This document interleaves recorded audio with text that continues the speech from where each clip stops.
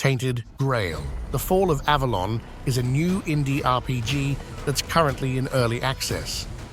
The folks over there slapped a key in my face and told me to play it. I was reluctant to try it out at first, but after viewing some gameplay and seeing that the main complaint was that you can't bust a nut in the game, I was willing to give it a shot, pun intended. And let me tell you, it was not what I expected. And these are my first impressions of the game. Let's hop straight in.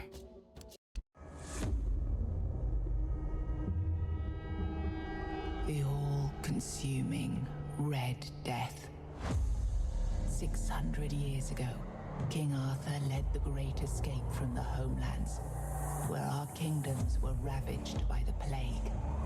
Leading people to Avalon, he started the Age of Conquest and took the island from the Four Dwellers.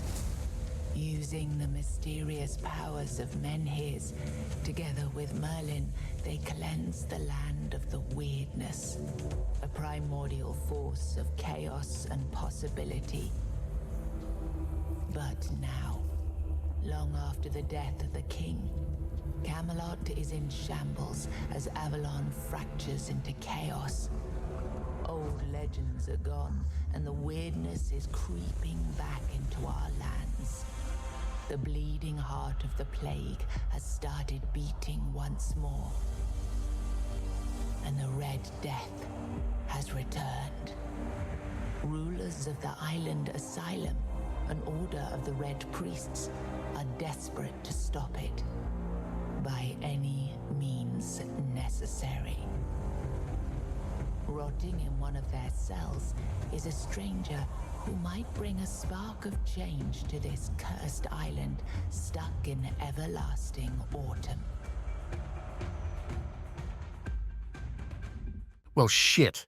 So in short, the story is a mixed King Arthur and The Walking Dead. Starting us off with the character screen, we have a few options here. But if you know me, you know exactly what we'll be playing as. We have a few baddies, of course, but I'll be going for the Shredded King as per usual. The only real missing option here is the Fatty McFatty Santa option, but it's all good. Shredded King is fine as well, but it's not good enough just yet. The face has to resemble that of a true Giga Chad as well. And then, the most important of choices, the hair. Or rather, the lack of it, because the only choice here is being a baldy, obviously. With a bit of beard, we have ourselves our own Andrew Tate. For the difficulty, normal is the name of the game, because as you'll see, it was rather tough for a shit newbie such as myself. All right, let's get going. Rise and shine, rise and shine. Yes, it's me again. And I hope this time you'll cooperate, without me needing to repeatedly hit you in the face, eh? Hopping right into it, we're spawned into a cellar. Now my computer is arguably shit, so I went with the lowest settings here, but I'll be swapping to Ultra because unless you're playing on a fucking potato, then that's what you should be rolling. So obviously this fella has been beating the living shit out of us, and we need to come up with a lie as to why we were in the forest. Now this is an extremely cool way of setting yourself up for what is basically a class, with some actual dialogue.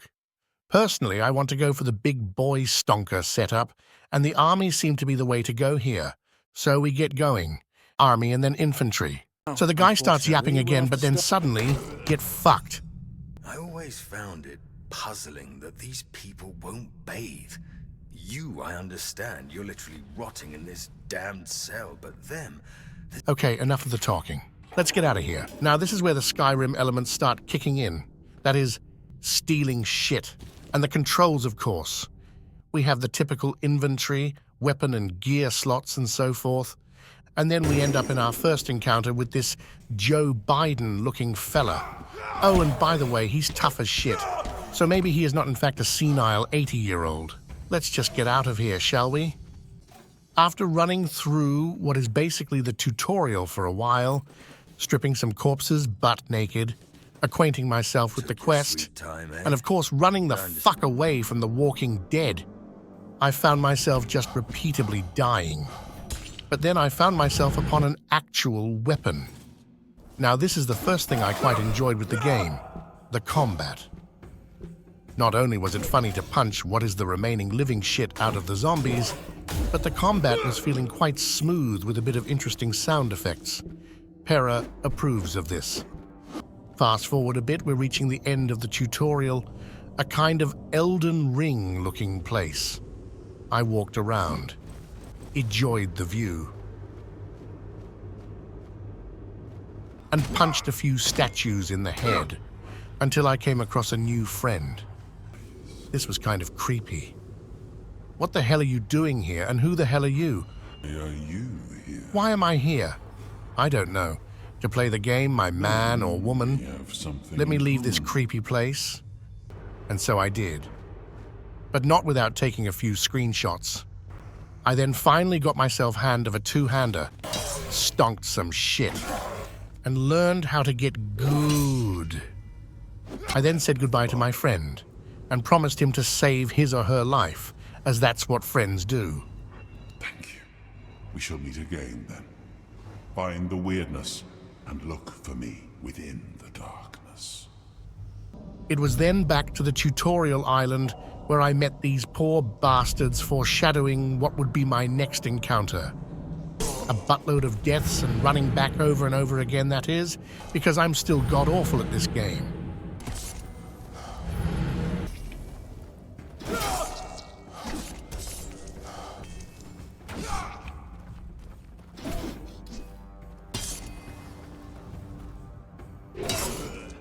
After 20 or so minutes of this, I managed to leave this shithole and met up with my buddies.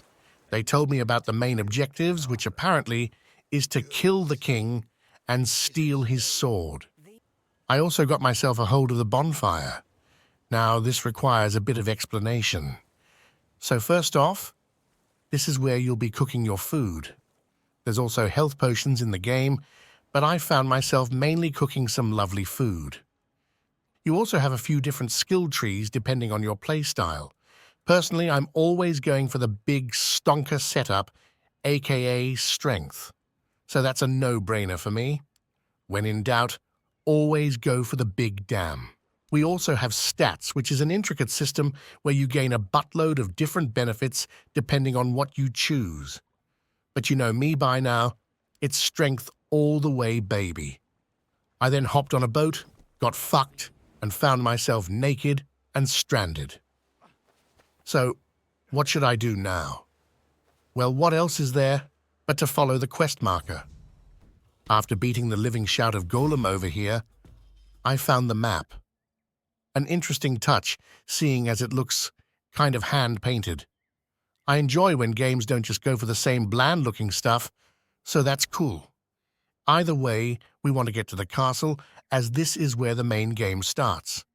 But first, I was experimenting a bit with the settings, and this is basically what it looks like on low settings. As I said previously, I can recommend the Ultra. It wasn't that rough on the computer, seeing as mine is god-awful due to not enough subs.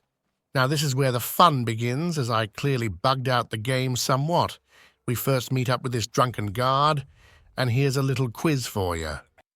What do you think will happen here? 1. Mr. Pera Gaming will talk to him and progress the main story. Or 2. Mr. Pera Gaming will put a dent in his bald head and get screwed. Let's see.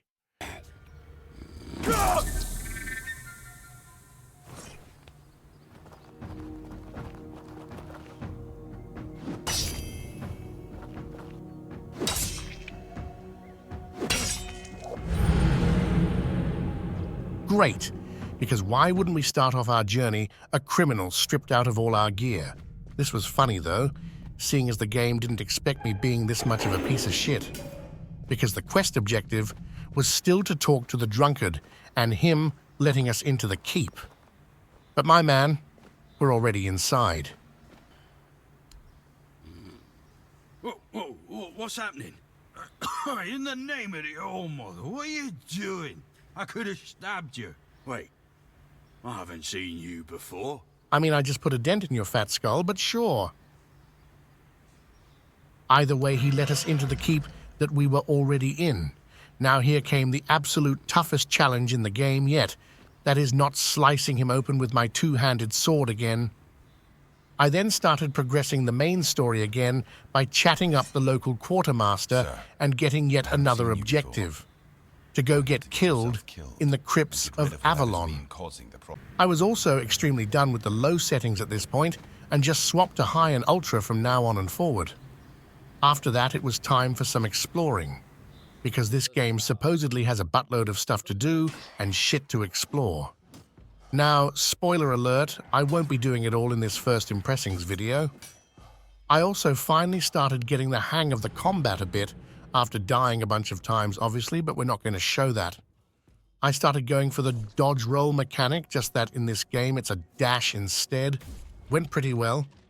Then after a while, I found the crypt where I talked to this disgusting guy.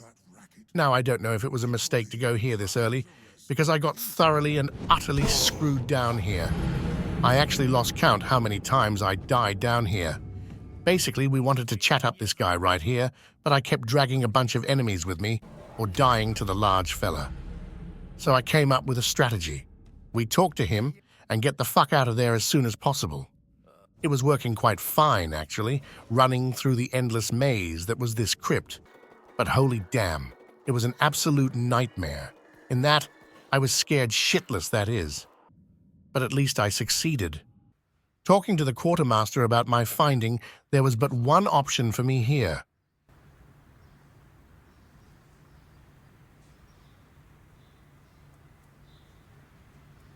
A bit of advice for the next time you feel like lying to me.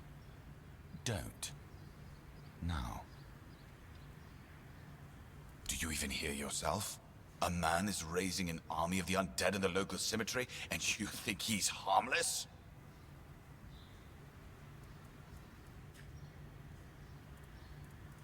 Dear gods. I was wrong about you. You're a moron. I can't even kill you because of that damn pin. Get out of my sight. I need to think about what to do with you. Yeah, it didn't turn out that well. Either way, I started exploring my surroundings again for probably 2 hours or so, just checking stuff out. Our old friend was set up for PG-18 stuff. I tried to steal some stuff at once and got thrown butt naked into jail again, losing my gear, cut some logs, talked to some people, and started doing a bit of quests. Now, I don't want to spoil the game here, but the ending of this quest was not what I expected when I picked it up El Mao. Now, typically I don't do too many side quests in games, but I actually thoroughly enjoyed the ones I did. At this point, it was also approaching the end of my first impressions. Honestly, at this point, I mainly just wanted to keep playing it because I just barely scratched the surface. There's roughly 30 hours of content in this game. They seem to be expanding it by adding dungeons, questions, and zones to explore. So unless this video ends up in the shitter along with my hopes and dreams, I'll probably make a complete game review of some sort. Either way, these are my first impressions. It's fun, the world is cool to explore, and there's lots to do. I enjoyed the combat a lot, and I'm looking forward to trying out spells, and apparently the boo should be rather strong. The main downside being the graphics if you can't play on high or ultra.